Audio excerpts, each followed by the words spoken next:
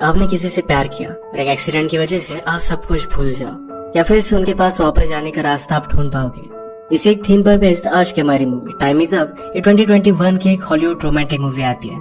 सारे प्रॉब्लम्स के बावजूद कि हमारे मेन कैरेक्टर एक दूसरे को ढूंढ पाएंगे, ये जानने के लिए लास्ट तक इस वीडियो को जरूर देखिएगा। अगर आपको एक्सप्लेनेशन अच्छा लगता है तो प्लीज इसे लाइक और कमेंट जरूर कर दीजिए।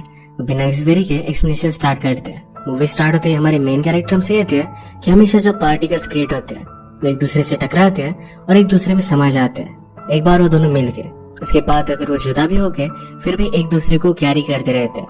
हमारे मेन कैरेक्टर का नाम है विवियन। उसका अभी अभी एक्सीडेंट हुआ और उसी वजह से उसे ये सब चीजें याद आ रही थी क्योंकि वो एक फिजिक्स की स्टूडेंट है। इसके बाद मूवी फ्लैशबैक से स्टार्ट होती है। विवियन अपना बॉयफ्रेंड जिसका नाम है स्टीव, उसकी स्विमिंग प्रैक्टिस देखने के लिए आई हुई थी। यहाँ हमारा और एक मेन कैरेक्टर है जिसका नाम है रॉय। रॉय आजकल स्विमिंग में अच्छी तरीके से परफॉर्म नहीं कर रहा था। उसके कोच डेविड ने उसे कहा कि तुम इस तरीके से बिहेव नहीं कर सकते, तुम्हें अपने गेम में बहुत अच्छी तरीके से परफॉर्म करना पड़ेगा, तभी तुम्हें स्कॉलरशिप मिलेगी। इन्हें कंपटीशन के लिए रूम में जाना था तो डेविड कहता है कि अगर तुमने ऐसे ही परफॉर्म किया तो तुम्हें मैं लेकर नहीं जाऊंगा। रॉय कहता है कि मुझे इस सब से कुछ भी फर्क नहीं पड़ता। डेविड ने कहा कि तुम्हारे फादर तुम्हारे लिए यही चाहते हैं। रॉय गुस्से में टीम छोड़कर वहां से चला जाता है। घर आते वक्त विवियन की फ्रेंड स्टीव से रॉय के बारे में पूछ रही थी। उसे अच्छा लगता है पर वो ज्यादा सीरियस नहीं है, सिर्फ वो रॉय से मिलना चाहती है। स्टीव ने कहा कि वो हमेशा गुस्से में ही रहता है। विवियन के फ्रेंड उन दोनों को साथ में देखकर कहती है कि जब से तुम उसके साथ रिलेशनशिप में हो मैं तुम्हें पहचान नहीं पाती। फ्रेंड ने कहा कि तुम उतनी ज्यादा खुश लगती नहीं। विवियन कहते कि हैप्पीनेस ओवररेटेड है और खुद ही इस पर हंसने लग गए। रॉय के घर पर हम देखते हैं कि उसके फादर और एक छोटी सिस्टर है। जब वो छोटा था तभी मदर की डेथ हो गई थी। फादर ने रॉय से पूछा कि आज तुम्हारी प्रैक्टिस कैसे गई। रॉय कहता है कि ठीक ठाक थी। फादर कहते हैं कि ठीक ठाक से काम नहीं चलेगा, तुम्हें अच्छी तरीके से परफॉर्म करना पड़ेगा। रॉय ने कहा कि मैं कितना भी अच्छा परफॉर्म कर लूं आपके लिए इनफ ही नहीं होता। फादर कहते कि तुमने ऑलरेडी बहुत सारे रिकॉर्ड्स किए हैं, इसी वजह से तुम्हें आगे जाना चाहिए। पैरेलल हम देखते हैं आजकल विवियन के फादर घर से जरा दूर रह रहे थे। ये सब हमेशा फोन पर अच्छे से बात करते हैं और एक हैप्पी फैमिली थी। विवियन की कॉलेज एंट्रेंस एग्जाम आ रही थी और उसके लिए बहुत ही जोरों से स्टडी करती है। उसने कहा कि तो पार्टिकल्स के टकराने के बाद वो दूर भी चले जाए फिर भी एक दूसरे को उनका कनेक्शन महसूस होता है। विवियन ने नोटिस किया कि रात में उसकी मदर बहुत लेट घर पर वापस आई। वो स्टीव को कांटेक्ट करने की कोशिश करती है पर स्टीव कहता है कि मैं बहुत बिजी हूँ।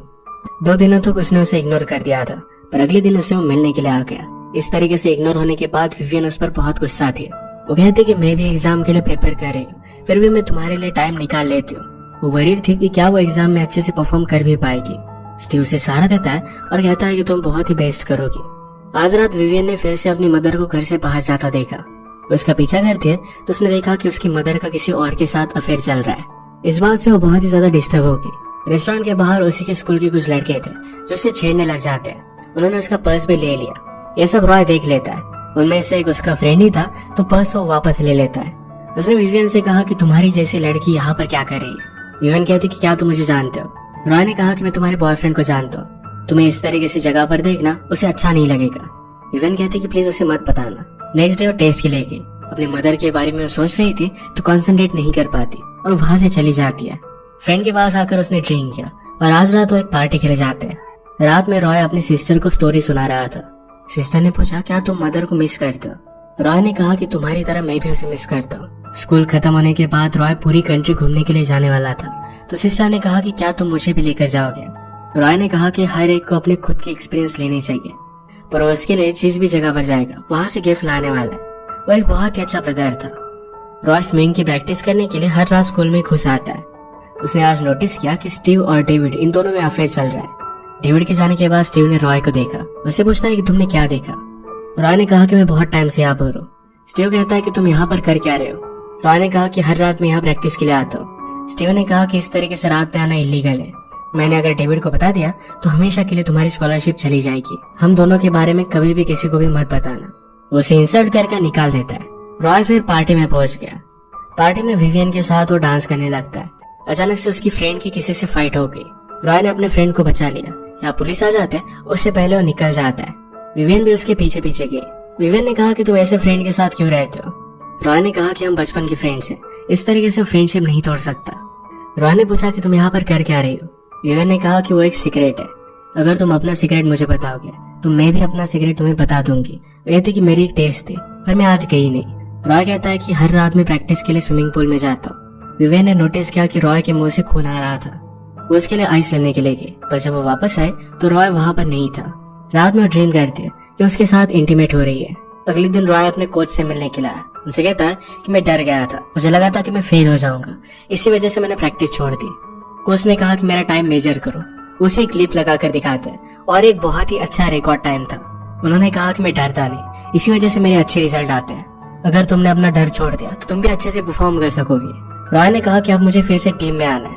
कोच ने कहा कि स्टीव से अच्छा तुम रिकॉर्ड बनाओ, उसके बाद तुम टीम में आ सकते हो। इनकी प्रैक्टिस देखने के लिए विवियन और उसके फ्रेंड भी आई हुई थी। रॉय सब कुछ डर छोड़कर स्विमिंग करता है और वो फर्स्ट आ गया। अब वो फिर से टीम में था। कल रात रॉय की वजह से विवियन ने पार्टी छोड़ दी थी और वहाँ पर स्टीव से मिलने वाला था, तो उस पर वो गुस्सा हो जाता है। विवियन ने कहा कि पहले तो तुम मुझे इग्नोर कर रहे हो, इसके बाद मुझ पर ही गुस्सा हो रहे हो। स्टीव कहता है कि आजकल तुम्हारा अटेंशन कहीं और ही है। विवियन ने कहा कि कल मेरा एग्जाम था, तुमने इसके बारे में भी मुझे नहीं पूछा। तुम्हें हमारे रिलेशनशिप के लिए फाइट करना पड़ेगा, वरना ये सब वर्थ इट नहीं है। हमने प्रैक्टिस का नाम लेकर स्टीव वहाँ से चला गया। विवियन घर आई तो उसके फादर भी आए हुए थे। उसे टेस्ट के बारे में पूछते हैं। उन्होंने कहा कि अगर तुम्हारी टेस्ट अच्छी भी नहीं की पर फिर भी कोई भी प्रेशर नहीं है। मदर ने कहा कि ऐसा थोड़ी है, विवियन को अपनी टेस्ट सीरियसली लेनी चाहिए। विवियन अपनी मदर पर गुस्सा हो गई और कहती कि तुम्हारे अफेयर की वजह से मैं मेरे टेस्ट पर कॉन्सेंट्रेट नहीं कर पाई।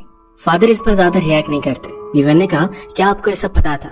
फादर ने कहा कि हम दोनों ने 1 साल से ब्रेक लिया है, तुम नेक्स्ट ईयर कॉलेज चले जाते और उसके बाद हम डिवोर्स लेने वाले थे। इस बात से विवियन को बहुत ज्यादा बुरा लगा। उसे स्टीव की जरूरत थी पर अपने कंपटीशन के लिए रोम चला गया। विवियन भी उसे सरप्राइज करने का डिसाइड कर दिया और वो भी उसके पीछे पीछे रोम आ गई। स्टीव के होटल में आने के बाद वो मैनेजर से कहती है कि मैंने अपनी कीज लॉस्ट कर दी है।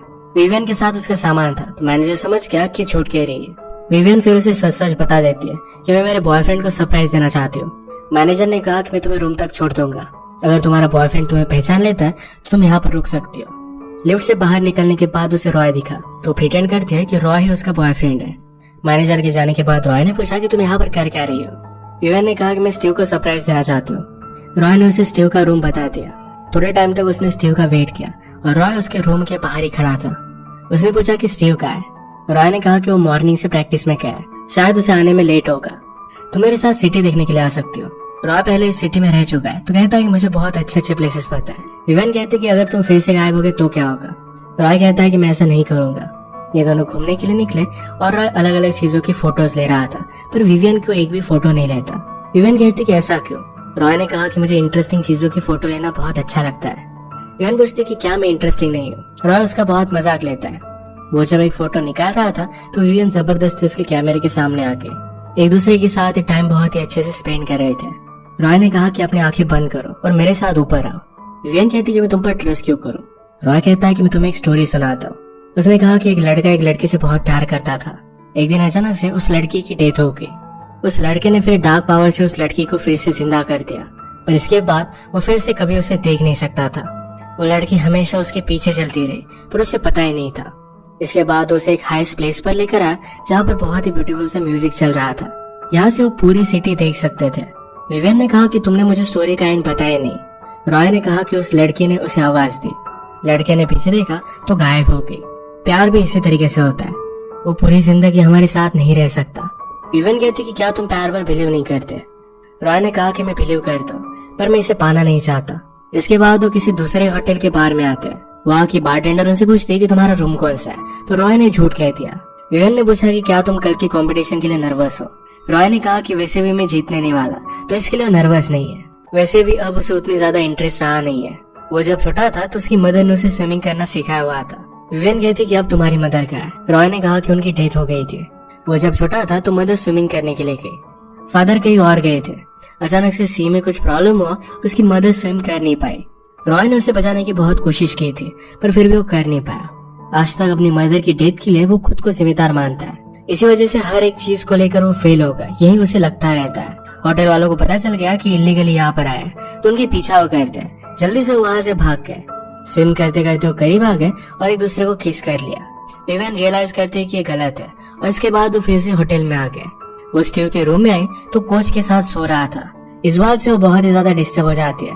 ये सब रॉय ने देखा और उसका वो पीछा करता है। विवियन ने कहा कि क्या तुम्हें इस सब के बारे में पता था? तुम्हें मुझे बता देना चाहिए था। सब कुछ पता होने के बावजूद भी तुम मेरे साथ टाइम स्पेंड कर रहे थे, तुम्हें लग क्या रहा था? रॉय ने कहा कि तुम्हें भी मेरी जरूरत थी। गुस्से में विवियन कहती है मैं कभी भी तुम्हारे जैसे लड़के से प्यार नहीं कर सकती। तुम तो अपने खुद के ड्रीम्स के लिए भी फाइट नहीं करते। ये सुनकर रॉय को बहुत गुस्सा आया। विवियन उसे स्टॉप करने के लिए रास्ते से गुजर रही थी तब एक गाड़ी से टकराकर उसका एक्सीडेंट हो गया। इसके बाद विवियन को फिर से घर लाया जाता है। वो अनकॉन्शियस है पर अब उसकी हालत ठीक है।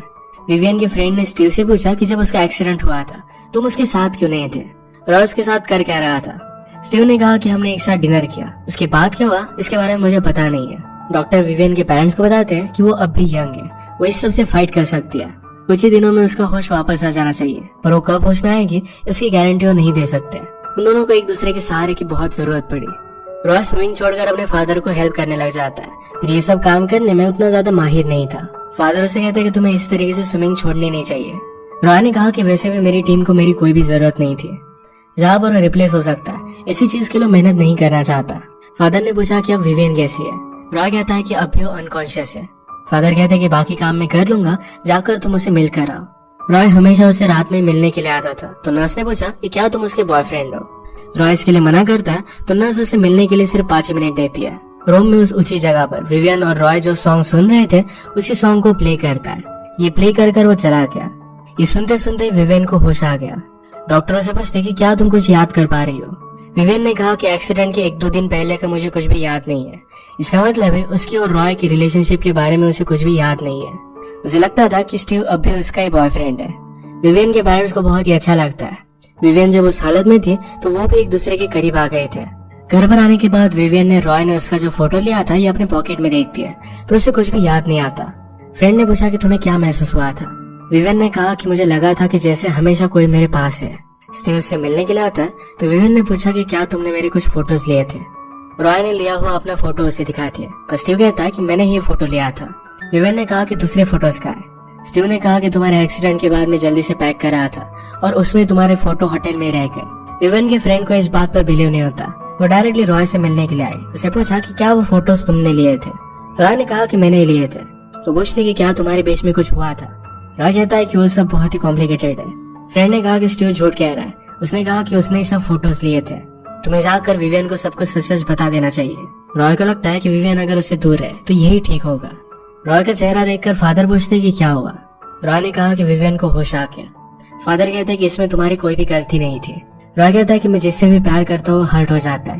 फादर ने कहा कि तुम्हारे मदर को मुझे प्रोटेक्ट करना चाहिए था। तुम वैसे भी कुछ कर नहीं सकते थे। तुम्हारी मदर के गुजर जाने के बाद मैं तुम लोगों से जरा दूर हो गया। इस सब में मेरी गलती थी, इसमें तुम्हारा कोई भी फॉल्ट नहीं है। फादर ने कहा कि जाओ और विवियन से बात करो। उन्होंने उसके लिए एक स्पेशल कार भी बनवाई थी जो उसे गिफ्ट दे देते हैं। विवियन अपने पेरेंट्स के साथ डिनर पर गई थी, तो रॉय अपने फ्रेंड को लेकर उसके घर में घुस जाता है। उसके लिए उसने एक सरप्राइज प्लान किया। अपने पेरेंट्स को एक साथ देखकर विवियन को याद आ जाता है कि इन दोनों में डिवोर्स होने वाला था। वो कहती कि तुम लोगों को मेरे सामने प्रिटेंड करने की कोई भी जरूरत नहीं है। पेरेंट्स कहती कि ऐसा कुछ भी नहीं है। तुम जब हॉस्पिटल में थी तो हम दोनों फिर से करीब आ गए। हमें रियलाइज हुआ कि हम दोनों को एक दूसरे की अब भी जरूरत है। विवियन जब घर पर आए तो रॉय ने जो भी सब फोटोज लिए थे ये सब कुछ उसके बेडरूम में लगा दिए थे। पहले तो विवियन को लगा कि स्टीव ने ही लगाए, पर बाद में उसे रॉय की याद आ जाती है। नेक्स्ट सीन में हम देखते हैं कि कोच टीम छोड़कर जा रहे थे। स्टीव ने कहा कि तुम ये सब कर क्यों रहे हो। कोच ने कहा कि तुम्हें इस तरीके से किसी और के साथ में नहीं देख सकता। वो हमेशा के लिए उसे छोड़कर चले गए। विवियन स्टीव को बुला लेती है। उसने पूछा कि क्या एक्सीडेंट के दिन हम दोनों एक साथ थे। स्टीव हाँ कहता है। विवियन कहते कि तुमने तो मुझसे कहा था कि सारे फोटो डिस्ट्रॉय हो गए, तो ये सब क्या है। स्टीव कहता है कि हम दोनों एक साथ ही थे। स्टीव से कुछ भी एक्सप्लेन नहीं कर पाता। विवियन ने पूछा कि उस रात मैंने पहना क्या था, पर स्टीव को ये बात पता नहीं थी। उसे सब कुछ बताने के लिए मजबूर करती है। स्टीव ने अपने अफेयर के बारे में बताया और सब कुछ वो सच बता देता है। विवियन ने सारे फोटोज फिर से देखे। इसमें एक फोटो के पीछे रॉय ने उसे एक जगह पर मिलने के लिए बुलाया था। रॉय कहता है कि मैंने तुम्हें बहुत मिस किया। विवियन ने कहा कि तुमने मुझे कुछ बताया क्यों नहीं। मैं जब होश में आई थी तो मेरे पास तुम ही थे। रॉय कहता है कि मैं मेरे तरीके से बताने की कोशिश कर रहा था। जब से एक्सीडेंट हुआ मैं तुम्हारे बारे में सोच रहा हूँ। विवियन ने कहा कि एक्सीडेंट के बाद बहुत बुरी चीजें हुई।